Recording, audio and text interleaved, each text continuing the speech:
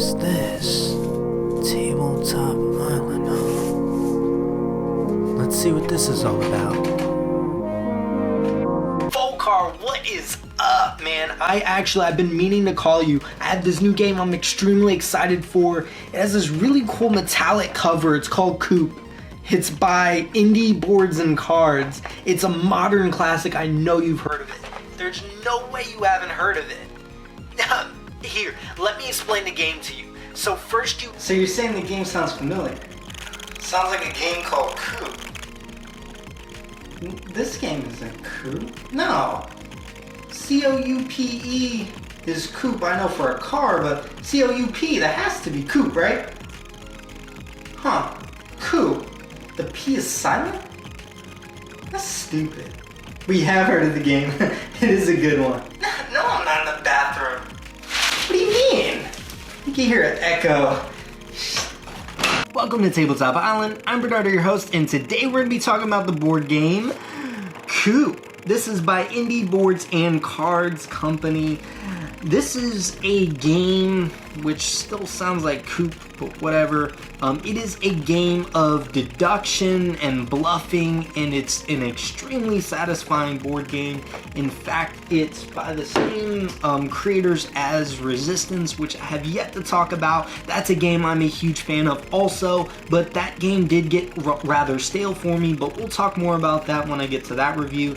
This game is a really refreshing breath of fresh air. I know that was a bit redundant there, but it is a fantastic bluffing game, and I know probably for a lot of you guys it may be a bit stale. You may have played it too many times and it may just not be the game for you. So if that does fall into that category, I am sorry. I am rather new to this game, and with being a new player to the game, I think it is an amazing game, and I do think the bluffing aspect is super exciting. And obviously with these kinds of games, even when they do get stale, depending on the group of people that you play with, and when you start to switch that up and start to get into different mindsets and different ways of thinking with a bunch of different groups, it does change up the game extremely drastically. I know. Let me talk about how the game plays. The components are rather simple. It's just playing cards. You have some tokens for currency, and that's really it. So you pass out 2 random characters to each opponent, and then they start off with 2 currency. Your goal is, depending on what character you have, to utilize their ability to get currency.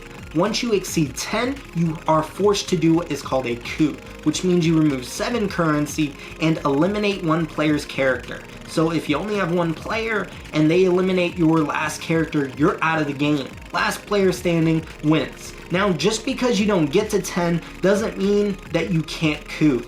In order to coup, you must just give up 7 currency. So if you're at 7, you can just remove 7 and eliminate a player. There's also character that does allow you to eliminate players with 3 currency, and there are just so many unique abilities that it's really hard to tell who has what. And when you're really good at bluffing or good at utilizing your cards to the maximum of their ability, then the game gets extremely exciting, and you're not too sure who has what, who you can trust, because there's a lot of stealing from other people. There is a whole lot going on here, and if you get this fantastic expansion, Reformation, you get even more. So when you start to play a lot of games back to back, this adds a new refreshing element, and also the team base, which is super satisfying. It has a red and blue element to where you can pay currency to change either yourself or your opponent's different teams. So when they start to target other players, they're forced to target the opposing team. And obviously when everyone has the same color, it's free for all, but there's just so many back and forths with that, especially when there's a forced coup and you change somebody else's color and that target has to be the one they select because they're the only ones on the other team. That's really exciting and rather frustrating all at the same time. I'm a huge fan of the game. It's extremely straightforward, easy to teach. I would say fun for the whole family. I can say the theme's a little hard to get around. I almost wish there was like a Marvel theme or something like that. Hint, hint, hopefully someone can do something about that. I have seen online at BoardGameGeek.com too, they have changed a few different themes with like Mario Kart and stuff like that. I did enjoy that very much, but obviously I want them to be professionally printed, and while you can do that, that may be the thing that you guys end up doing. Maybe I'll end up doing it myself or design my own. We'll see.